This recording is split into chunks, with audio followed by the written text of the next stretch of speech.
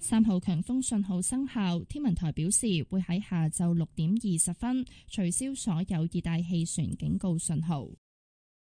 喺下晝4點，強烈熱帶風暴風神集結喺香港之西南偏南大約550公里，即係喺北緯17.8度、東經112度附近。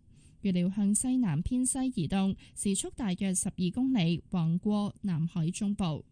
風神過去幾個鐘繼續向西南方向移動並遠離本港，但香港多處仍然吹強風，受風神嘅外圍雨帶同東北季候風影響，本港氣溫正逐步下降。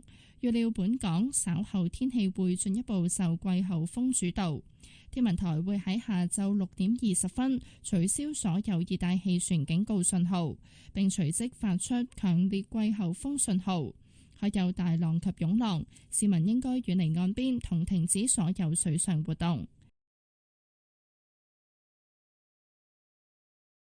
The observatory says it will cancel all tropical cyclone warning signals at 6:20 p.m.